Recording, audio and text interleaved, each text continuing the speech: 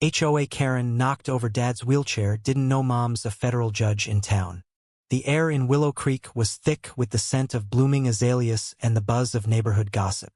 Karen Pritchard, the self-appointed enforcer of the Willow Creek Homeowners Association, patrolled the cul-de-sac like a hawk. Her clipboard was her scepter, her rules the law. Today, her target was the new family on Maple Drive, the Harrisons. Their front yard, adorned with wildflowers instead of the HOA-approved sod, was an affront to her meticulously curated vision of suburban perfection. Karen's heels clicked sharply on the pavement as she approached the Harrisons' modest ranch-style home. She'd already sent 3 warning letters about the unsightly garden, but the family hadn't complied. Her blood boiled at the thought of their defiance. At the edge of their driveway, she spotted Mr. Harrison, a frail man in his late 60s, maneuvering his wheelchair toward the mailbox. His hands trembled slightly, but his eyes were bright, scanning the flowers with quiet pride. "Mr. Harrison," Karen's voice cut through the evening calm like a knife. "Your yard is a disgrace. Those weeds violate Code 4.2.3.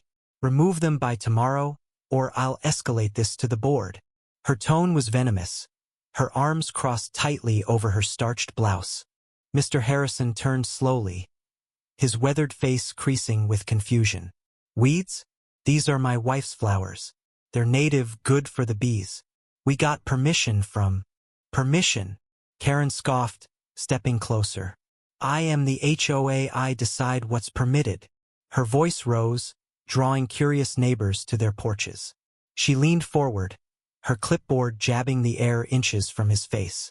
Mr. Harrison flinched, his wheelchair rocking slightly on the uneven pavement.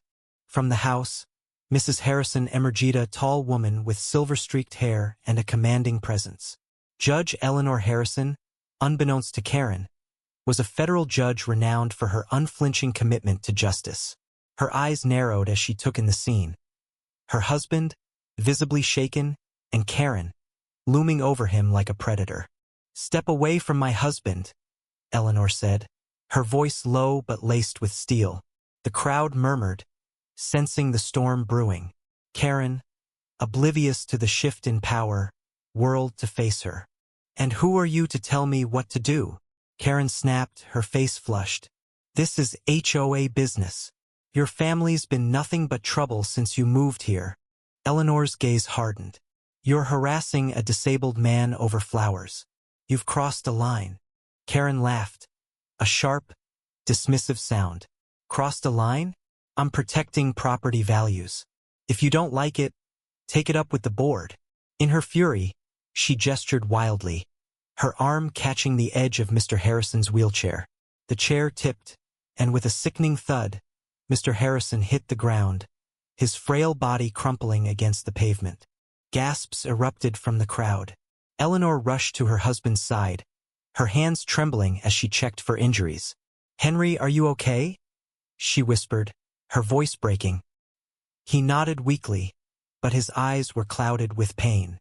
Karen froze, her clipboard slipping from her hands. For a fleeting moment, regret flickered across her face, but she quickly doubled down. "He shouldn't have been in my way. This is your fault for defying the rules." The crowd parted, and a young woman stepped forward. Lila, the Harrisons' neighbor and a quiet librarian who'd lived in Willow Creek her whole life. She'd been watching silently, her phone recording the entire exchange. "Karen," Lila said, her voice steady but sharp, "you just assaulted a man. I've got it all on video."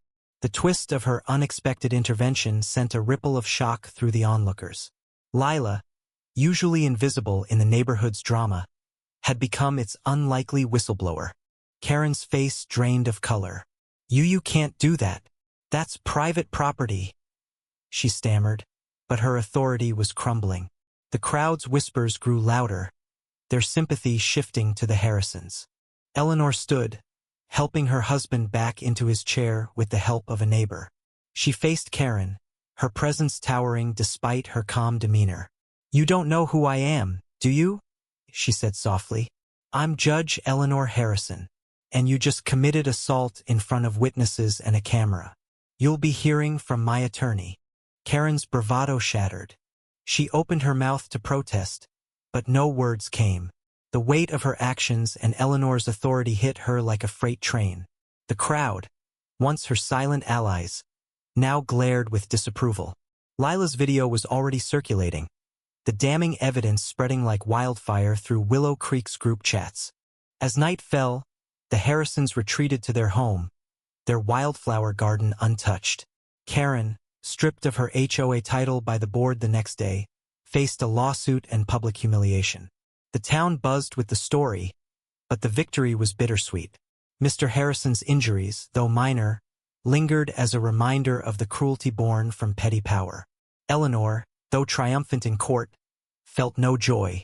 She'd fought for justice, but the cost was her husband's pain and a community fractured by distrust.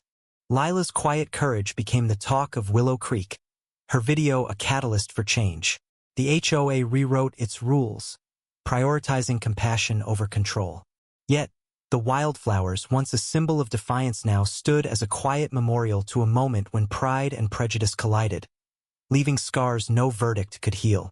The story of Karen and the Harrisons asks us to reflect. Where do we draw the line between order and empathy? Share your thoughts on justice, community, and the cost of standing up or standing by.